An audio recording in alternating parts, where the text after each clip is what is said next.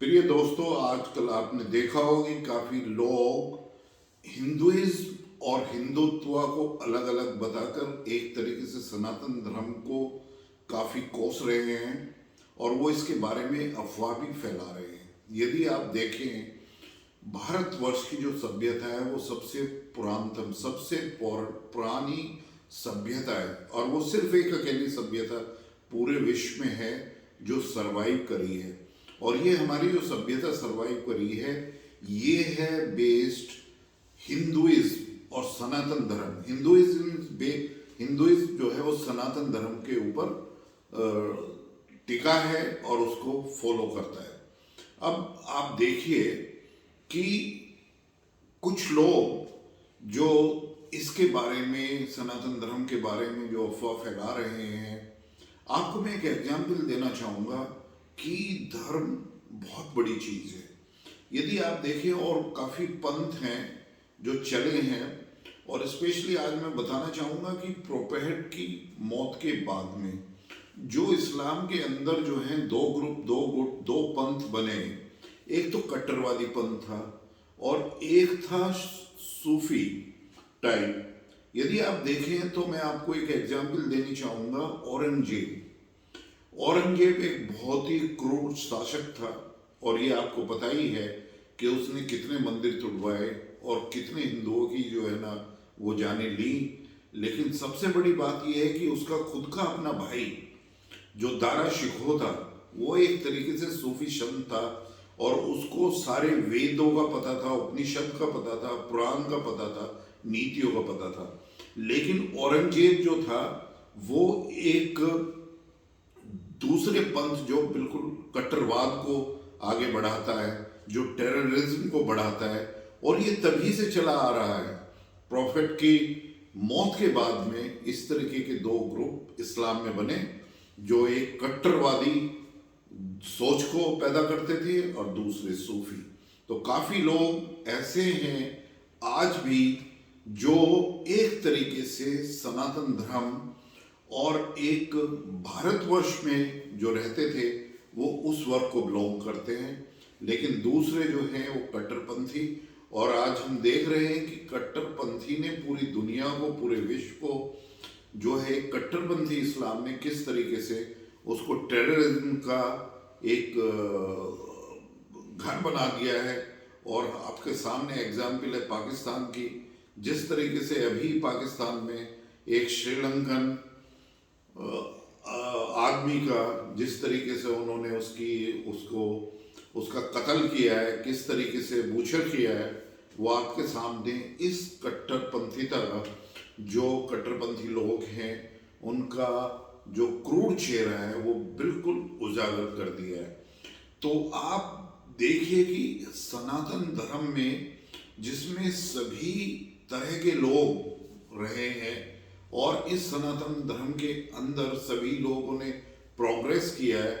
और एक तरीके से जो हमारे गांव, विलेज कल्चर, जो एक सिविलाइजेशन का जो उद्धार हुआ और जो निर्माण हुआ या सिविलाइजेशन की शुरुआत हुई आज से हजारों या लाखों साल पहले, तो वो सबसे पहले हिंदुइज्म था जो सनातन धर्म के ऊपर था। और ये सनातन धर्म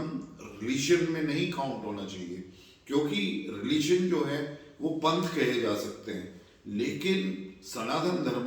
पंथ नहीं, ये एक धर्म है। तो इन चीजों को ध्यान में रखते हुए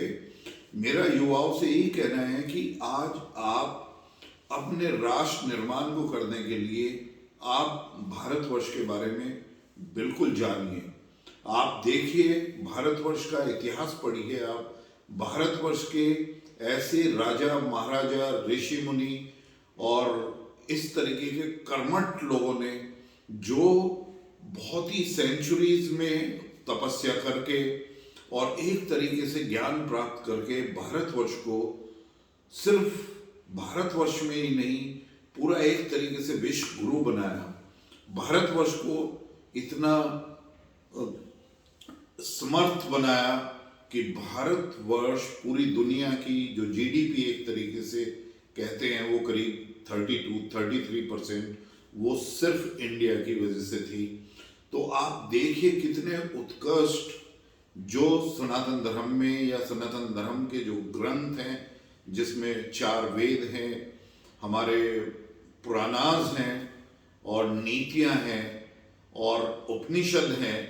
उनमें सारा ज्ञान समाहित है।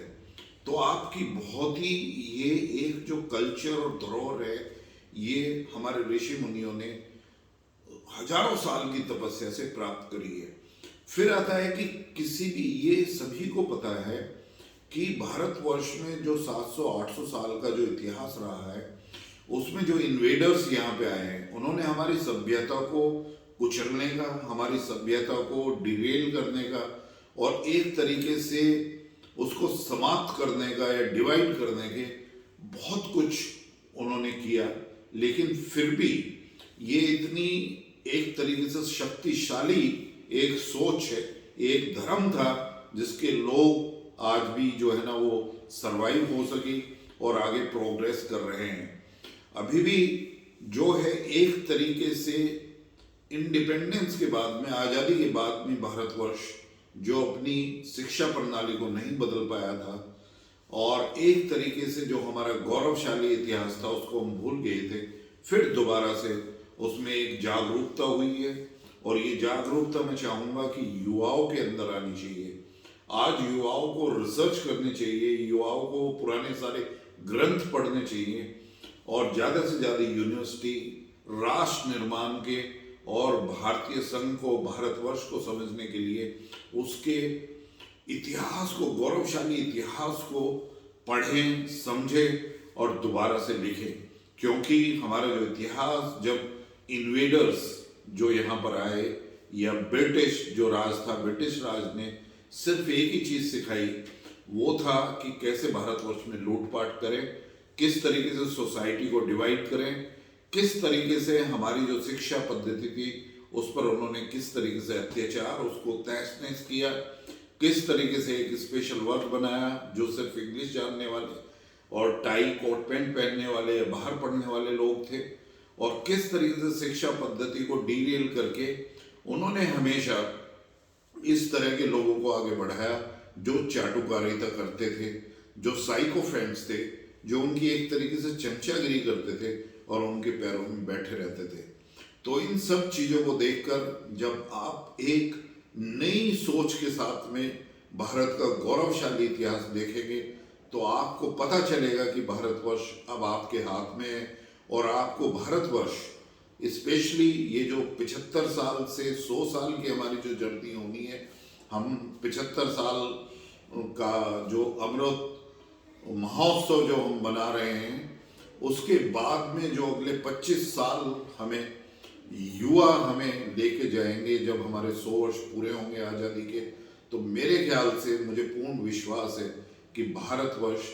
नंबर 1 इकोनॉमी नहीं बनेगा, भारतवर्ष फिर वो एक देश बनेगा जहाँ पर हम विश्व गुरु होंगे, हम फिर से सोने की चिड़िया कहलाएंगे और इस गौरवशाली परंपरा सनातन धर्म को आगे बढ़ाएंगे और हम हिंदुइज्म के जो है ना महत्व को समझ पाएंगे। धन्यवाद।